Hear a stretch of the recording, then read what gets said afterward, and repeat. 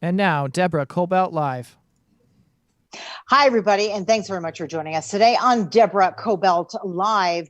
And joining us live from Connecticut is author, speaker, and problem solver, Joy Baldridge. Thanks very much for being here, Joy. Thank you for having me. Happy to be here. Yeah, excited to have you. This is your third book, The Joy in Business, you wrote. And this is a fascinating book because you give little tiny nuggets, as you like to call them, golden nuggets of ways to inspire you and pick you out of a slump, and just how you can sort of move forward in life and not get stuck.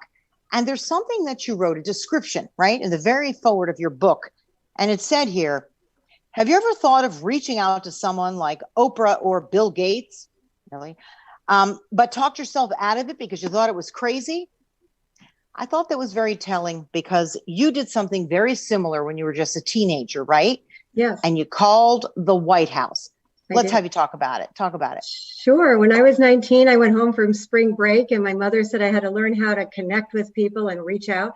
And I said, okay, who do you want me to reach out to? And she said, the president. I said, the president of what? And she said, our country. And I said, you want me to call the president of our country? I said, why? And she said, he needs us. And I said, how do you know? And we had a small speed reading company in Greenwich, Connecticut. She said, well, look, and she opens the New York Times, points to a direct quote. He said he wanted to read faster. We owned a speed reading company. She said, call him. So I did, because it's public number. I called the White House and they said, send information. And I did. And 6 months later, got a call from the White House. And I ended up in the Indian Treaty Room working with the White House staff, helping them read the 40,000 letters every week they received. So it was quite astounding that you can just get an idea or get inspired by something, in this case, the New York Times article, and then next thing you know, you end up in a place you never imagined. And this was President? This was President Jimmy Carter. And did you meet him? I did. I didn't meet him at the time. 30 years later, someone challenged me to meet him because he wasn't at the White House when I was there helping his staff. So she said, you got to meet him. He's still alive and you better hurry up because he's in his 90s. So I said, okay. And I figured out how to meet him. I went to Plains, Georgia, and we met and I told him what I had done. And he said, that was you. You did a great service to our country. I've always been interested in reading faster. And I vividly remember you being at the White House and helping our staff. So that was great. That's pretty incredible. And did that sort of set you on a path to feel I can do anything? If I can reach the White House and teach them how to read faster, well, God darn it, I can do almost anything that I put my mind to. Is that right? Or did it even start sooner in your life? Because I know your parents were a great inspiration to you, right? Yes, I write a lot about my parents in the book. My father and mother had so many incredible expressions. I remember when I tried to sell the speed reading course and I called and called and called. And I said, Mom, I'm not good at this. I'm not getting any appointments. And she said, I'm not interested in the recent past. It's the future I'm after. And I thought, recent past, this was 5 minutes ago. Everybody's saying no to me. And that's when she told me to call the White House. So the future was much brighter for sure.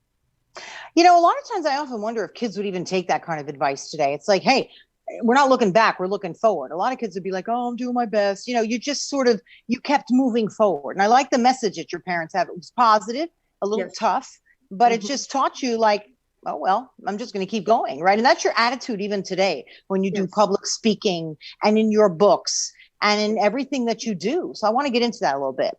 Okay. Dad was a linguist, right? Yes, that's true. And I loved some of the words, and you talk about this in your book, that he taught you, and the phrases. And, you know, little phrases, they work for me, right? Just little ones, because I think about them throughout the day, which is why I love your book. 45 easy to read chapters, easy, like little nuggets, as you call them, golden nuggets, right? Right. And one that's just so true, be flexible and adaptable. That's right. I don't think I'm very flexible or adaptable. Let me just put it that way. I read that and I thought, Deborah, are you flexible and adaptable, or does it have to be your way? So that's a very important skill in business or anything you do, right? You got to sort of roll with it. Well, there's research involved in that. And Fortune magazine in 1999, they cited, there was an article that said, in order to even have a job in this millennium, you need to possess two characteristics. And those two characteristics are flexibility and adaptability. Now, flexibility means to bend without breaking, and adaptability means to adjust to circumstances. So if you keep those two concepts in mind, we have a motto in my organization, and it's AFA all the way, always flexible and adaptable, no matter what happens, no matter what. It's okay. I'm flexible and adaptable. And I think it's the melody. I've got to sing it maybe. Flexible and adaptable. And then maybe like that'll be the key. But I like that because stuff rolls your way every day and you just have to, roll with it, right? Yes, absolutely. And then Dad always said that you can bring a horse to water, but you can't make him drink. We all know this. But he said, you know what you can do? And we'd say, nothing. You can't do anything. They're stubborn. And he would say, you can salt the hay. And what happens? You salt the hay, the horse will get thirsty. Horse gets thirsty, horse will drink. So behind every two can'ts is a can. So we think, I can't do this and I can't do that. So the next thought is, I tried and tried again, as opposed to, can't do this, can't do that. What can I now do? Right? Yeah, absolutely. Much of my life, I will always try something, because to me, the alternative is worse. If I didn't even try, I'd much rather fail than never to have tried and look back and go, man, I didn't even do that. And I wanted to. That always scared me as a kid. So that was one of my motivations, which is what's the most you're going to lose? You're just going to fail 50 times, but maybe once it'll take off. Right? Exactly. Yeah. And as far as flexibility and adaptability, I have a character when I do keynotes in associations, corporations, national sales meetings, online, virtual or in person. And this is Bob. His name is Bob, and he's flexible and adaptable. He bounces back so fast. Watch, like that. The resilience, the agility, and that's huge today. Resilience, agility. It just means that you can actually be bouncing back faster. That's all it takes. But it's not as easy to do for some people because they like to wallow or dwell on it, or they need to talk about things. The sooner you can just bounce back, snap back like Bob, the better you'll be. I need a Bob in my life. I really do. I sent you Bob, I think. I have a little Bob. I have a little bit, but I mean like an everyday Bob. It's like, excuse me, can you be a little more flexible and adaptable with me? I love little Bob. But yes, you did send me a Bob. I'm gonna actually put him in my pocket as I'm traveling around, and because my go-to, and I'm gonna use myself as sort of the client here, is just to get irritated, right? If something doesn't go my way, I'm like, ugh. And what do you do with that? How do you retrain yourself when your natural go-to is just to be like, oh man, because I have to stop myself. So what do you do? Yeah, we all have to stop ourselves, because if we don't, then we actually say or do something that isn't going to work for us in the future. And we'll regret it, of course. Well, in the book, I talk about the 4 core human emotions: mad, glad, sad, and scared. And I call them houses, right? So it's the house of mad, the house of glad, the house of sad, and the house of scared. So the question you ask yourself is, which house do you live in most? And is it time to move? So what you were just describing was the house of mad. And a lot of people go straight to house of mad for whatever reason. There's traffic, or they're upset with somebody. Expectations are not being managed. You go straight to the madhouse. But there's 3 other houses that you could go to.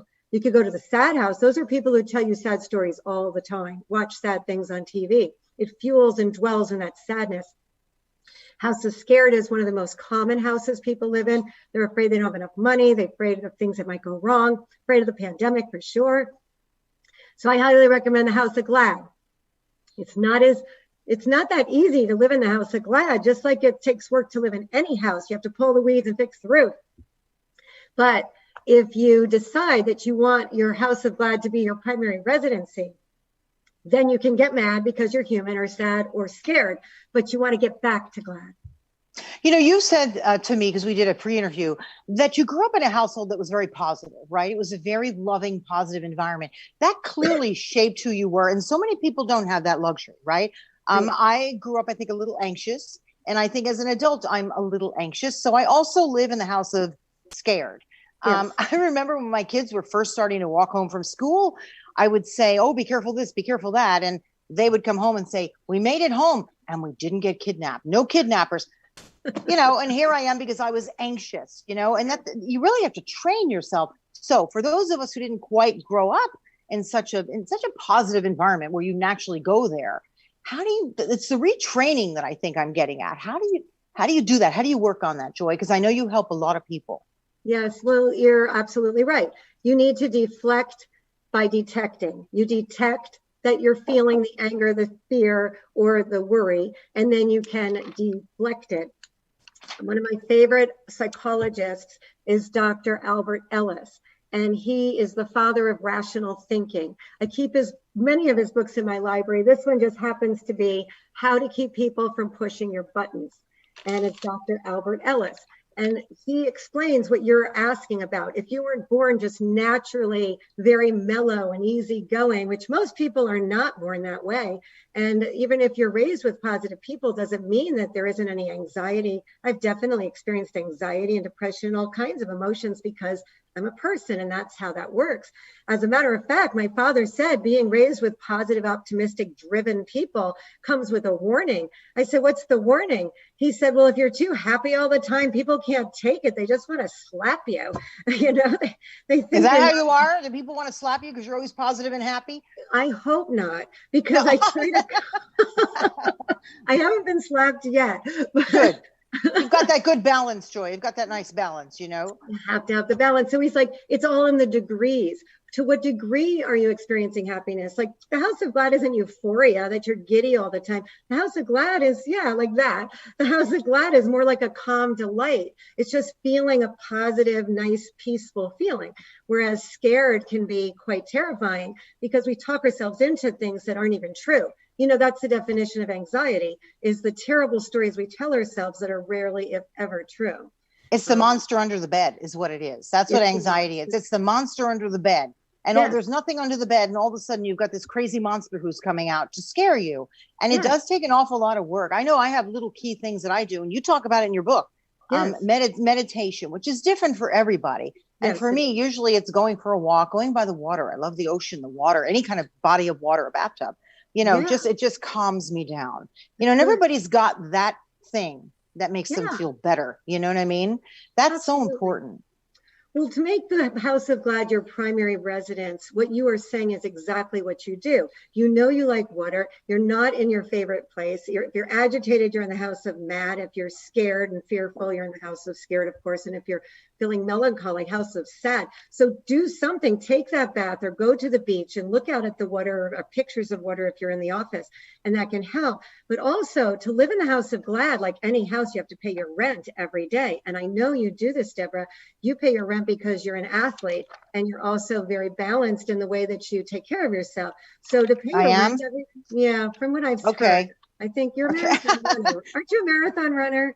Yeah. Yes, I am. Until I just hurt my knee. But yes, I'd love to get back to it. Yes, I am. Thank you. So to pay your rent every day, you've got R is rest, E, exercise, N, nutrition, and T, thoughts. So to live in the House of Glad, you have to pay your rent every day, rest, exercise, nutrition, and thoughts. And those are the 4 things that you work on. And when you do, you're going to end up in a much more positive, permanent resident of the House of Glad. Okay. See, to me, these little phrases work. You just put them up on your fridge, pay your rent. Okay. Rest. Who stops to rest nowadays? Hardly anybody. I mean, we don't, we're too busy.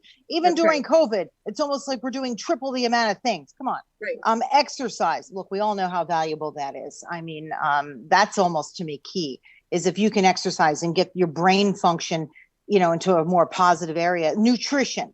I mean, for those of us who are grabbing the wrong stuff, you're right. All of these and your thoughts, control your thoughts. I always go back to that though, because for me, paying my rent, that's the last one is always hard for me. I have to work very hard to control my thoughts so they don't go wandering off into the anxiety, into that house of whatever. What was that house of again? Into the wrong house. The wrong house. Until I end up in the wrong house, the house of scared or mad. It's work. Sad. It's a lot of work. Well, I was talking to Dr. Jonas McElharney. He's an emergency room physician in Raleigh, North Carolina. And I said, what do you think of the rent concept? And he said, it's really genius. And I said, why?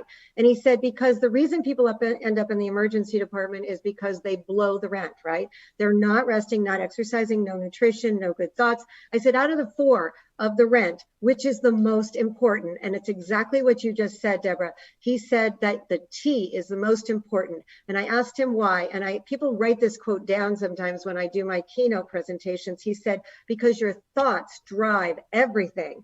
And so your thoughts do drive everything. And you're right. Like, I have this quote on my desk, and I need reminders of positive things too. This quote says, just when you think you know exactly how it's going to be, something unexpected shows up and it begins to get even better. So I look at that every day, because with COVID, I don't know how it's going to be. When nothing is certain, anything is possible. Nope. You just have to keep thinking like it will work out at some point, and it's not all bad and all good, because nothing is all bad or all good. You also, you even supply people with the book. We talked about your golden nuggets, and what else do you call them? I think they're called joy gems. Joy gems.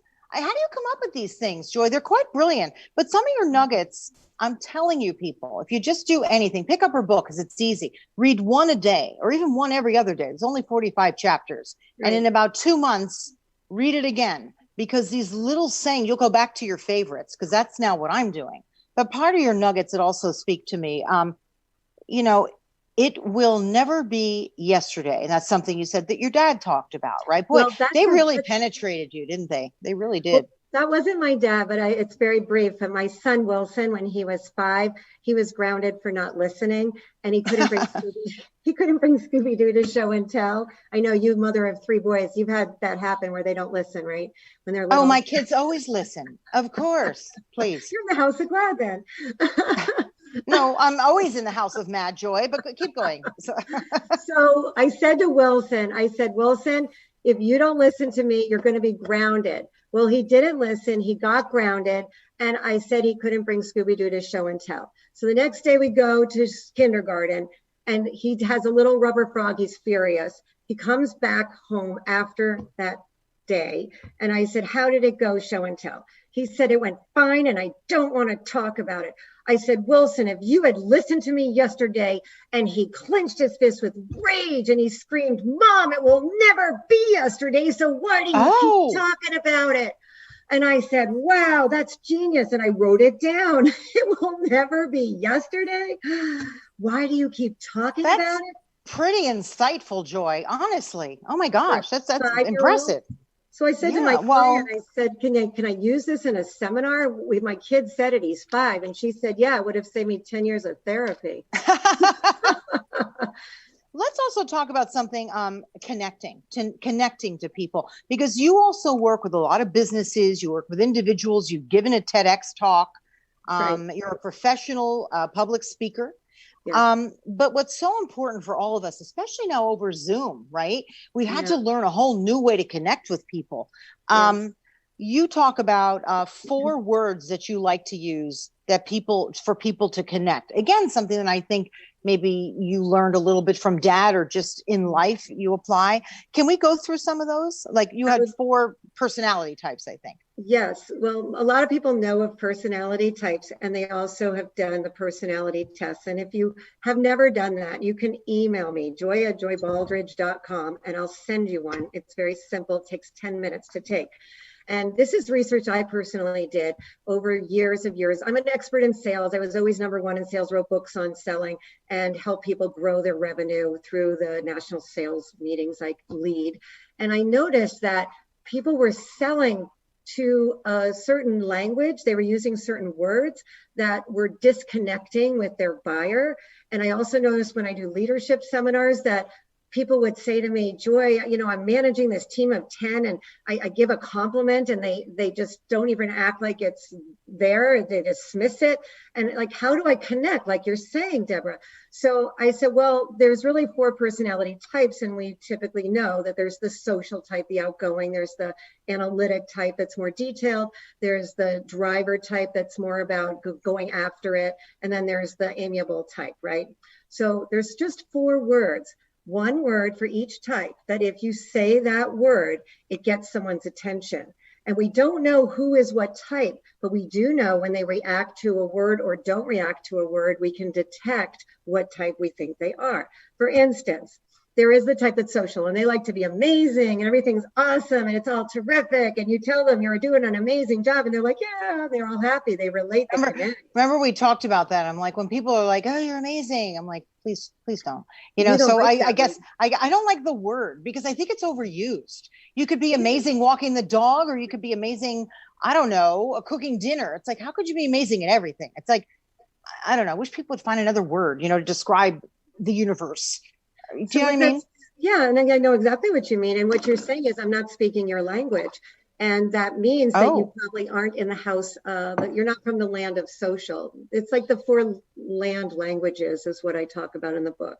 There's 5 love languages. People who have read that book say the 4 land languages are very much in line with that.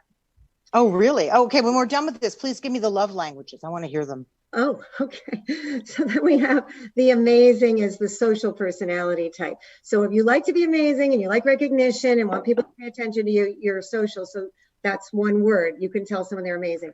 A second way that you can talk to somebody opposite of the socials is the analytics. They like to be right because they're very detailed and precise. So if you say you're right, that's you, right? Absolutely. I think you right. got me. Yeah. So wait, which one is that though? Isn't that the factual person? Factual type. Yep. Yeah. Okay. So they don't really like the amazing word. So that's probably you. Yeah. So what? They're very factual. Everything has to be a certain way. Yes. Detailed, right?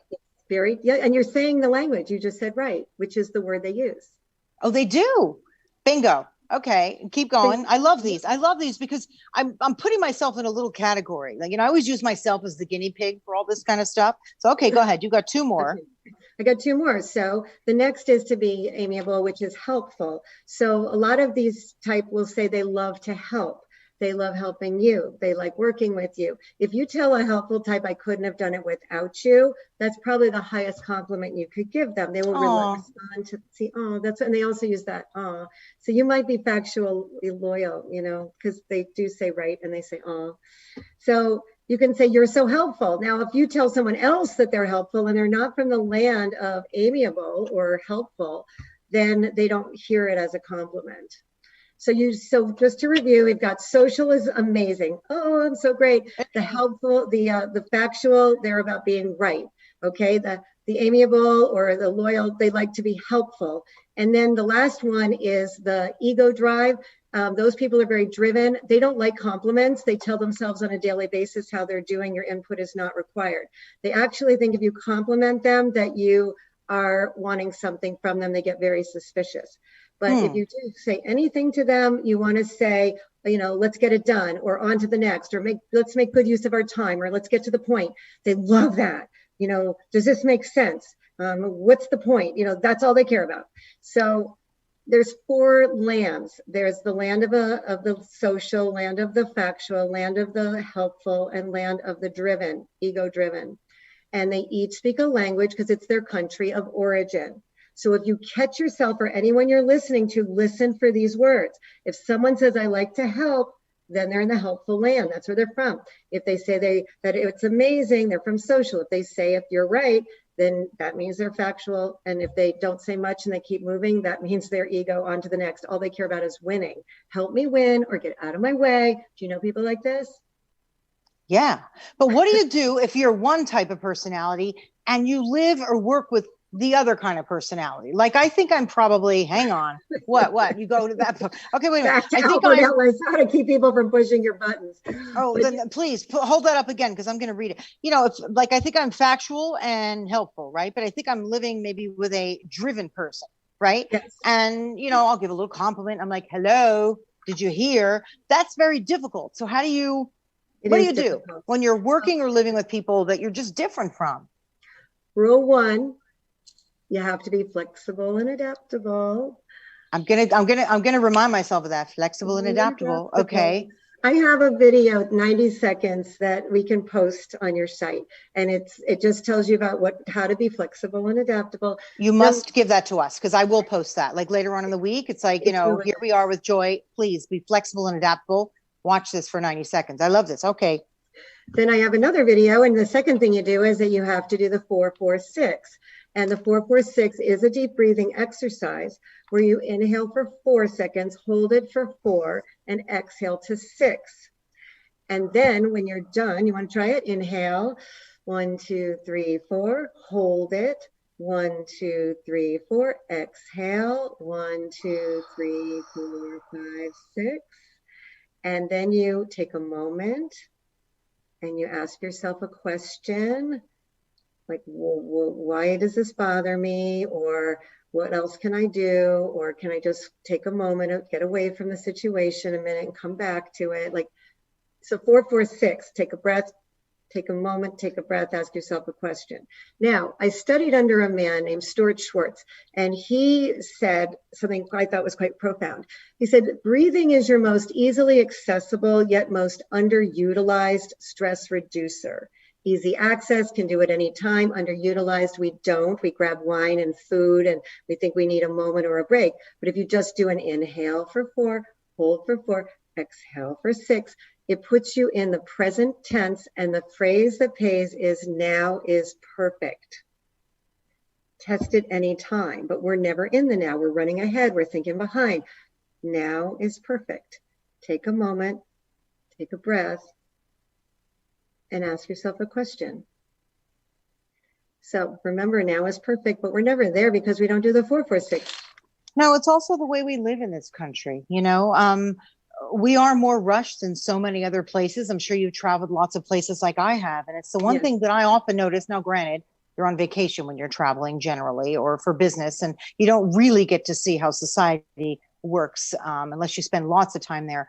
But in general, we're a pretty rushed society, and we just don't take that time to stop and breathe. I mean, if you do anything, just breathe, right? Mm-hmm. You've got those little key nuggets that we can all just learn from and just breathe.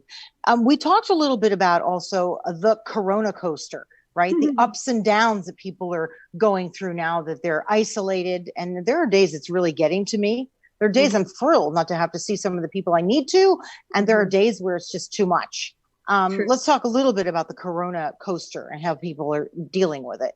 Yes, I have a new webinar. A lot of clients are bringing me in to virtually talk about the Corona coaster, and it's a wild ride, managing the ups and downs. Corona coaster is a noun, and it means the ups and downs of the pandemic. So you've got a few ups, things are going well, maybe things are tapering off. Here in Connecticut, we are now the best as far as lowest problems with Corona. We spiked, but now we're the lowest in the country. So the Corona coaster for us is really going pretty well in our state.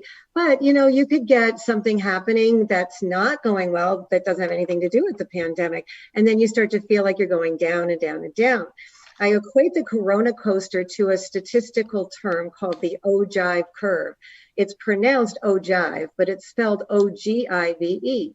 The ogive curve, if you were to Google it, just means a cumulative frequency curve. So if you have positive ogive, it goes up, up, up, and negative ogive goes down, down, down. So here's the middle. Up, positive ogive, negative. So if you take the angst out of here and you plot it on a curve, oh, 2 positive things happened today. Boom, boom, good, I'm going up. Oh no, 3 bad negative things happened, down, down, down. And that way you can see, oh, detect to deflect, like we talked about earlier. And that's an Albert Ellis concept. Detect it. Why do I feel so out of sorts? Oh, yes, now I know. I was late for a proposal I was doing yesterday. Okay, now I'm going to deflect that. So detect to deflect. So that's if you're finding you're going down too much in the ogive, negative, negative, negative, you got to pull yourself out of it with music or the water you discussed or whatever it is that pulls you out. Talk a quick call to a friend, because if you keep going down, down, down, you get stuck in a quicksand of negative ogive and you can get depressed. And some people are hospitalized for this depression. But if you're always, always up, sometimes you're hospitalized too, because you're just too manic. So you have to watch your ogive, right? It's the degrees to which your day is unfolding, and plot that and tell yourself, I'm not going to resign myself to the negative ogive, because misery does not like company. Misery likes miserable company, according to Dr. John Rosen at the University of Miami. So that is so true, right? It is so true. So keep it positive. Be around people who are light and fun and easy and funny. I like to be around people who make me laugh. That always cures it too, other than the water, right? Yeah, that's wonderful. So tell me a little bit more about how people can get in touch with you. I know that you're doing a lot of these virtual webinars that you've been hired to do because half of your speaking engagements have sort of, had to be put on hold. That's right. So people can hire you for that, right? Companies, individuals. Yes. Oh, absolutely. You can reach out to me. You can email me, Joy Baldridge, BALDRIDGE.com, and we can post that on your site. We also have a website, of course, joybaldridge.com, and you can even call me. I have an 800 number, 877-JOY-ROCKS. Of course you do. 877-JOY-ROCKS. Of course you've got that. I love that. Joy Rocks. And of course, pick up the book. This is a great book. I love the kind of books where I can just thumb through it and then also footnote the chapters that speak most to me. The joy in business. This is not just about business. It's about getting along in all of your business with your family, your kids, your husband or wife or whatever.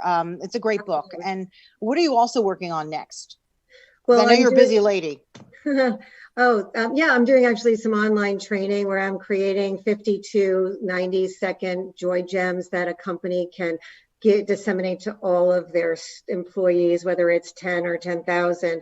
And it's just one fixed price and it's unlimited number of watches and usages. And also I'm speaking at a lot of conventions recently online. It's a virtual convention for nurses. I also speak for business executives and leaders in all industries. Also, some people just prefer to text. You can text 203-564-0141. I reply to everybody, whether it's email or text, and I'm on every social media platform there is. So please send us some feedback. We'd love to know what you liked and or would change about this interview. But I'm enjoying it. Thank you so much, Deborah. Yeah, I really enjoyed it a lot. And as I'm talking to you, I'm thinking about, you've been married 33 years. You've got 4 kids. 2 are yours, 2 are his. So you're a combined family, if you will. And do the kids take all your advice? 2 are two are ours and 2 are his. Oh, is that right? Okay. Yeah. But yeah, well, what kid takes all the parents' advice? But I do use them. But if you want parenting advice, the best book I ever read about parenting is How to Behave So Your Children Will Too.